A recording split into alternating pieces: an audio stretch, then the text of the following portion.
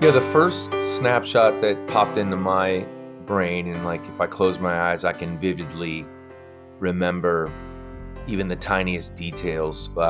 Just being in a hospital bed, moments away from being taken in for surgery on my vocal cords. And this was taking place really right as my music career was starting to hit like a fever pitch. Dreams were coming true after years of hard work, songs on the radio, um, all of my striving and pursuits of a successful music career were starting to come to fruition, and all of a sudden, I found myself unable to sing or even speak. I had hemorrhaged my vocal cords and Wow. done some severe damage, and the doctors told me they thought perhaps I had sung my last song, and so this surgery was in an effort to kind of repair the damaged vocal cords and then wait and see for a couple of months to see how the vocal cords healed and what my voice sounded like after the fact. So I think when I think of pivotal snapshots in my life, I think of that moment. I picture my mom and my dad standing there by my bed, getting ready to pray with me. I picture my dad leading us in a prayer and quoting Philippians 4:13, a reminder of God's strength when ours is Yeah. gone. And I picture what took place after that. Just I call it my season of silence because it was weeks and weeks of being unable to speak, being put, kind of on pause every pursuit I ever had, getting a dry erase board put in my hands and using that to communicate to my wife and my baby girl at the time, kind of looking at dad like, why isn't dad talking and singing like he normally does? And Yeah.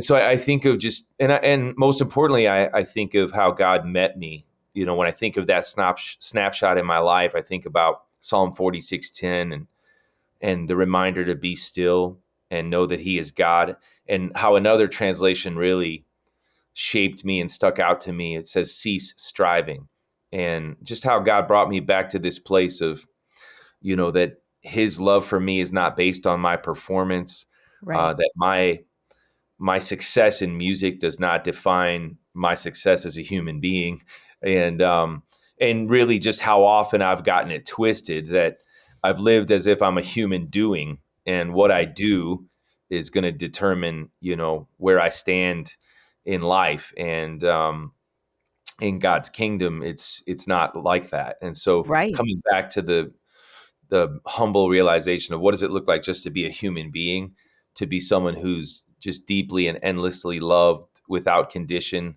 by a God who made me, whether I can sing a pretty song or write a hit or not, just to rest in my identity that really matters, and that's as God's beloved child. So sometimes it takes your life coming to a screeching halt to really kind of come back to what really matters in life. So, I guess it's kind of fitting. And I bet a lot of people you ask for pivotal moments or snapshots, they might point to a trial in their life, the things that we wish never happened in our stories. I've come to look at those now as like, we always talk about the best things that ever happened to us. But Right. now I think about it like sometimes the best thing is the worst thing. Sure. And God gets our attention in a powerful way. And He certainly got mine. Yeah. When you remember that, what was your greatest fear at the time? I mean, and I'm sure there were layers to that because the first layer is what if I don't sing again? What if I don't speak again? But I'm sure if as you peeled back, there was a like fear attached to each one of those things. You get what I'm saying? Like what did that represent to you? Yeah, there's fear attached to every what if question, because it highlights our inability to know the unknown, to Hmm. know, there's only one Alpha and Omega, the beginning and the end, and He can see the whole story, even as we're in the midst of the unknown chapters of ours, right? And, Right. so I think one of the big what ifs was, what if I lose my dream? I thought this was what God called me to do. And, I remember I had just started dating this girl, Emily, who 20 years later is my bride of 20 years. But she told me there was a moment where she was facing her own what if. And I was, she was kind of thinking, wow, I'm married to somebody who might lose his dream, and people who lose their dreams can get pretty grumpy in life, and so she was praying and supporting me through all that as well. But what if I lose my dream? What if I've sung my last song? Um, what if there's nothing else that I do well? I mean, I think that's the hard part too, is when you find something that you excel in, you just assume you'll always have that to fall back on. And, Yeah. I remember making a list of other potential careers that I could have. And Really? yeah, What and was on the list? I think janitor was on the list, and that was kind of it. I was like, all right, that's it. I'm gonna clean toilets for a living. That's what I'm gonna do. So I think there was so much fear about that because and I think the most extreme parts of the fear really highlighted the fact that I had put so much weight and emphasis on my identity as a singer and songwriter without Mhm. realizing it. When that foundation, it's just like the story of the wise man building his house upon the rock.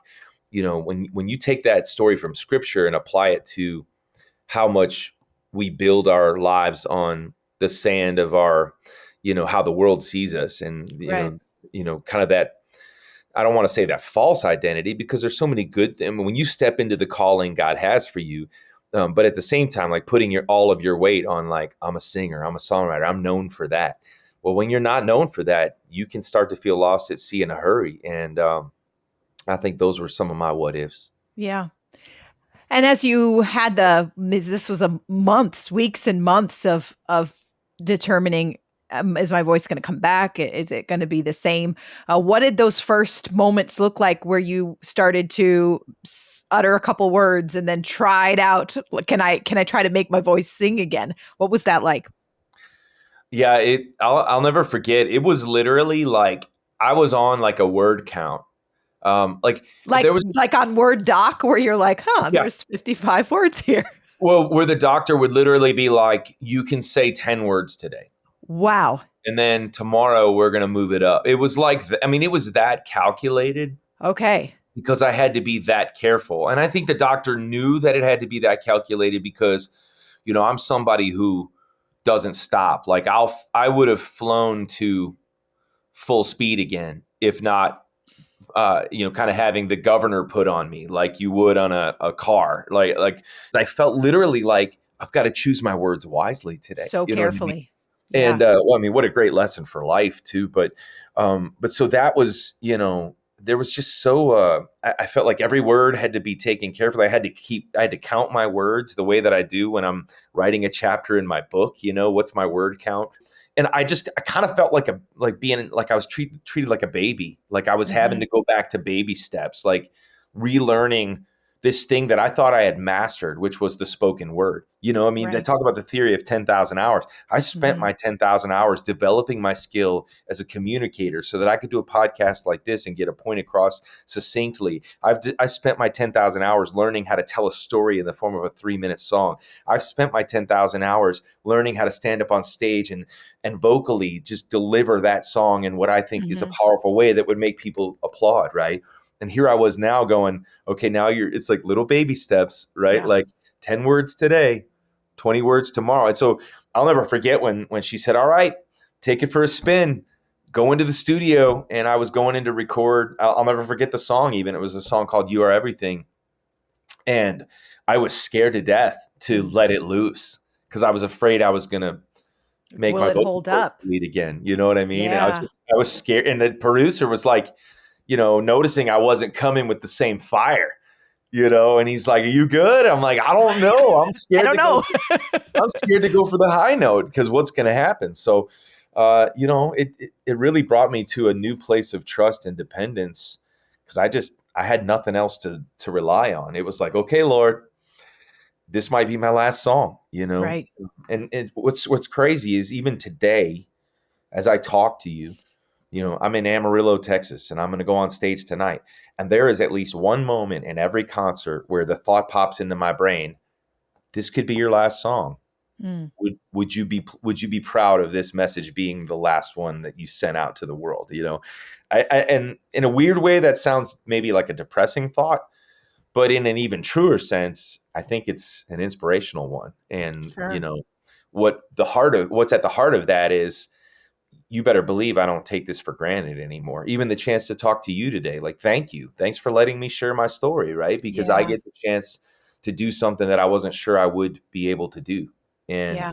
and so that means this matters. That means that Mhm. God healed my voice for this moment so that I could share with you, so that somebody else might be encouraged when they're in a difficult snapshot of their own story. Yeah. And so you kind of answered it, but your music must have changed after that experience. I mean, obviously you're writing about the goodness of God, but your songs are often very personal and very reflective. How much of what you had gone through, what you almost lost, changed your music? I think, there's an overtone or an undertone of urgency in my songs.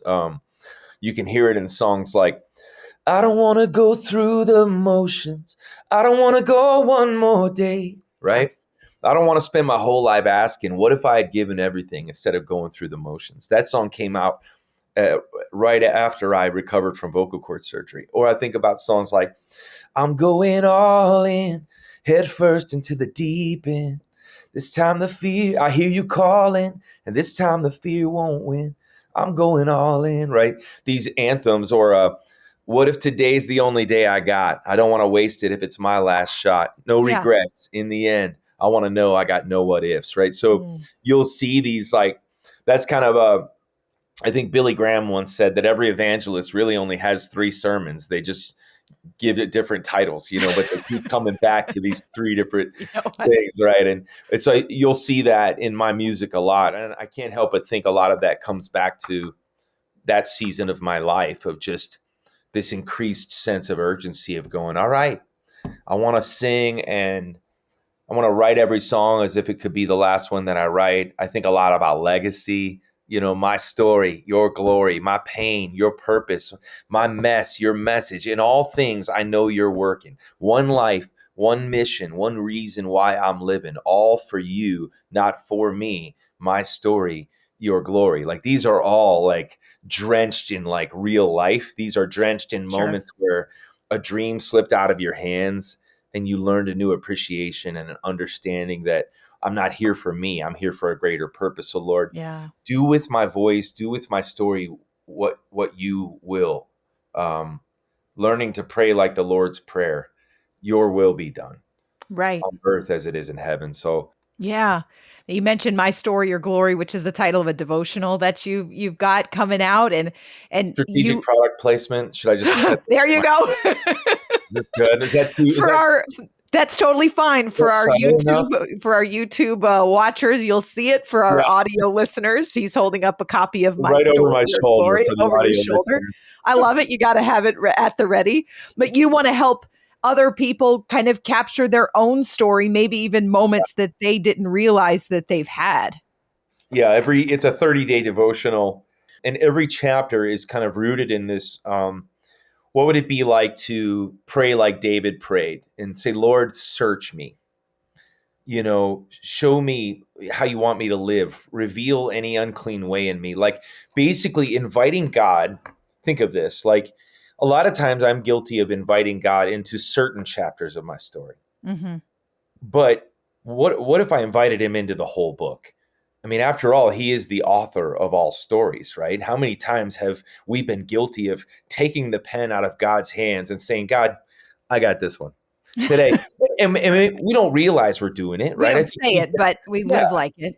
as a follower of Christ, I mean, we'd probably all say, yeah, I want to live a life of surrender. And I want the true author of my story to be the one who's got the pen in his hands. But sometimes, without knowing it, we step into control and we step into Mhm. freak out mode, and we take the pen out of God's hands. And so this book was really, every day for 30 days, it's examining different parts of our story and saying, God, how could this part of my story be for your glory? And that's the beauty of the stories of our lives. When we know who the real author is, we know not a single word.